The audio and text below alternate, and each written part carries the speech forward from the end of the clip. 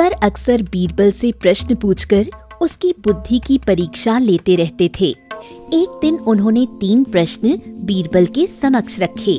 वे प्रश्न थे: ईश्वर कहाँ रहता है? ईश्वर कैसे मिलता है? ईश्वर क्या करता है? प्रश्न सुनकर बीरबल ने कहा, जहाँपनाह, मैं इस प्रश्न पर उत्तर सोच विचार कर कल दूंगा। अकबर ने बीरबल को दूसरे दिन तक का समय दे दिया।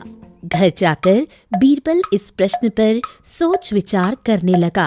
पिता को विचार मग्न देख बीरबल के पुत्र से रहा न गया और वह पूछ बैठा, पिताजी, क्या बात है? आपने जब से घर में प्रवेश किया है तब से सोच में डूबे हुए हैं। बीरबल ने अकबर द्वारा पूछे गए प्रश्न अपने पुत्र के आगे रख दिए। प्रश्न सुनकर बीरबल का पुत्र बोला, पिताजी, इन प्रश्नों के उत्तर बादशाह अकबर को मैं दूंगा। आप कल मुझे अपने साथ दरबार ले चलिएगा। बीरबल राजी हो गया। अगले दिन वो अपने पुत्र को साथ लेकर दरबार पहुंचा।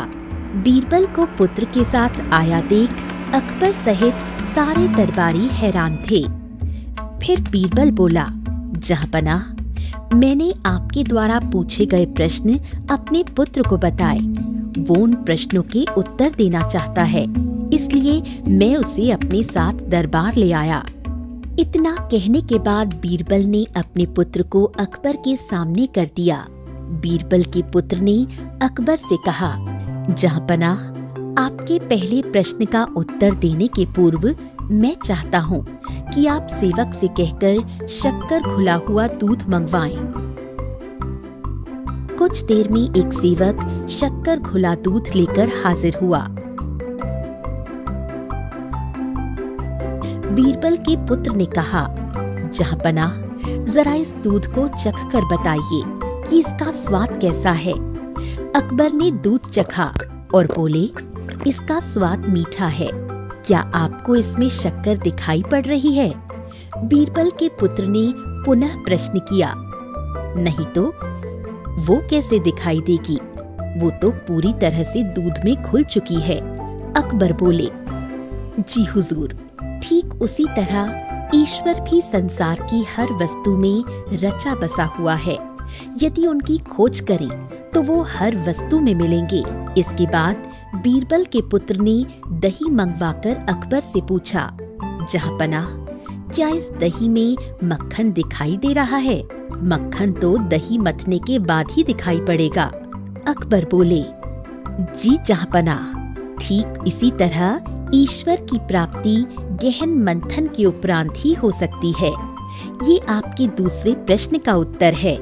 दोनों उत्तरों से संतुष्ट होने के उपरांत अकबर ने तीसरे प्रश्न का उत्तर पूछा। इस पर बीरबल के पुत्र ने कहा, जहाँपनाह, इस प्रश्न का उत्तर भी तभी दे पाऊंगा जब आप मुझे अपना गुरु मान लेंगे। अकबर बोले, ऐसी बात है तो मैं तुम्हें अपना गुरु मानता हूँ। अब जब आपने मुझे अपना गुरु मान ही लिया है तो आप मेरे शिष्य हुए। लेकिन गुरु तो शिष्य से ऊंचे स्थान पर विराजमान होता है। ये सुनकर अकबर सिंहासन से उठ खड़े हुए और बीरबल के पुत्र को सिंहासन पर बिठा दिया। वो स्वयं नीचे आकर बैठ गए। अकबर के सिंहासन पर बैठकर बीरबल का पुत्र बोला, जहाँपनाह, ईश्वर की यही लीला है। वो एक क्षण में राजा को रंक और रंक को राजा बना देता है। अब तो आपको तीसरे प्रश्न का उत्तर मिल गया होगा कि ईश्वर क्या करता है। ये सुनकर अकबर एक क्षण को मौन पड़ गए, लेकिन फिर उन्होंने बीरबल के पुत्र की अक्लमंदी की खूब तारीफ की और उसे पुरस्कृत भी किया।